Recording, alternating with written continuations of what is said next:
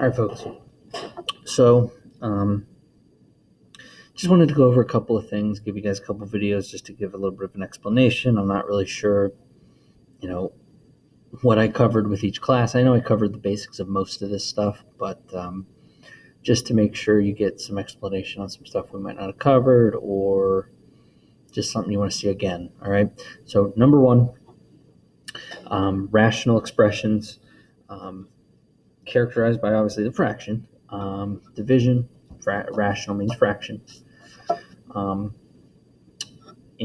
we want to simplify this as much as we can using division, the fractions, anything that's in common on the top and bottom, all right?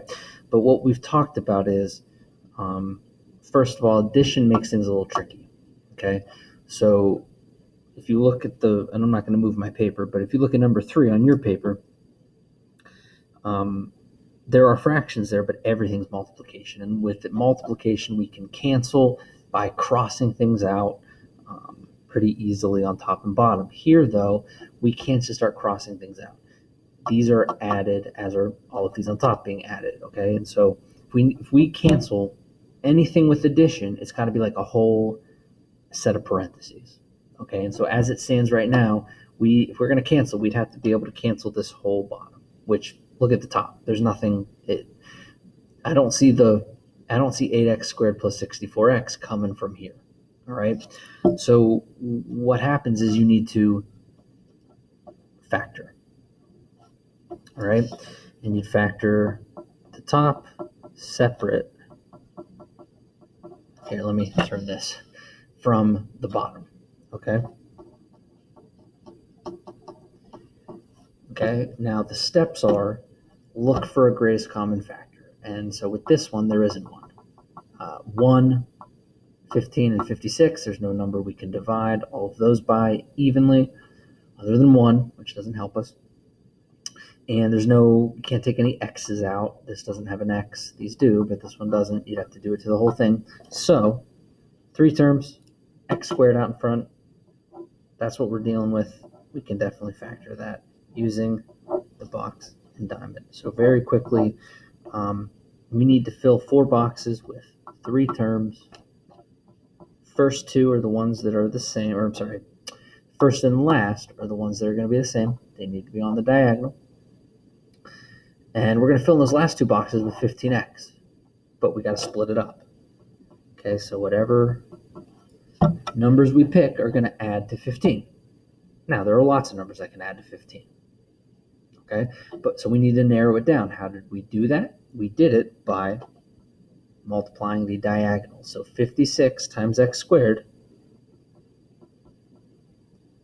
it's just 56x squared. The diagonals here multiply to the same thing as these diagonals. So whatever numbers we pick have to multiply to 56 and add to 15. You could list all the numbers out that multiply to 56. I'm just going to go ahead and say it's 8x and 7x. All right, we fill that in. Now we've split this up. All we did so far is, I know it seems like we did a lot here. All we did was we split this up to fit into the 4 boxes, all right? To actually do the factoring, you find the outside. And luckily, and this should happen on your quiz, no guarantees. Right now, until I relook at it here, it's 1x squared, so x times x on the corner here.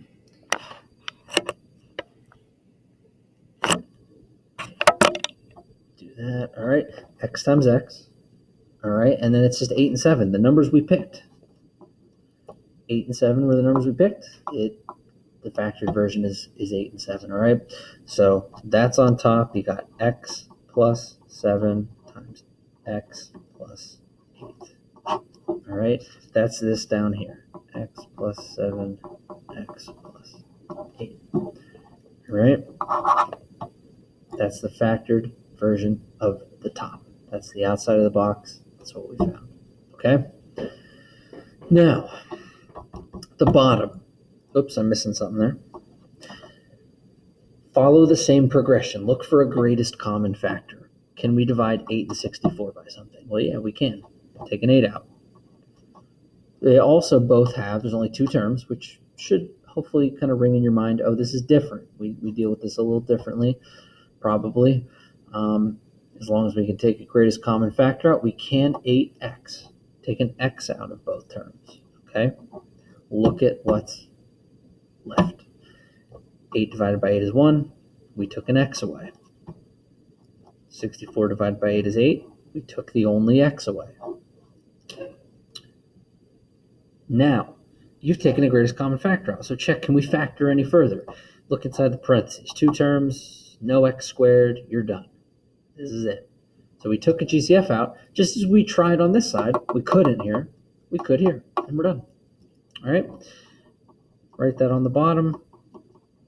All right, let me draw a line here. All right, so this is our work for the top and bottom separately. Put it back together up here, and you can see we've introduced multiplication now.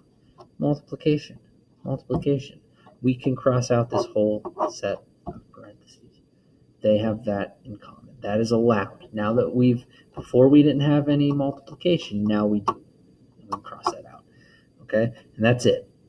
X plus 7 over 8x. You can't cancel anymore. Again, x plus 7 is added together. That's a pair. If we cancel, we'd have to cancel the whole thing. So that is the answer. That is it. You just factor top and bottom and cancel what they have in common. All right, so that's number 1. Hopefully you're all good on that.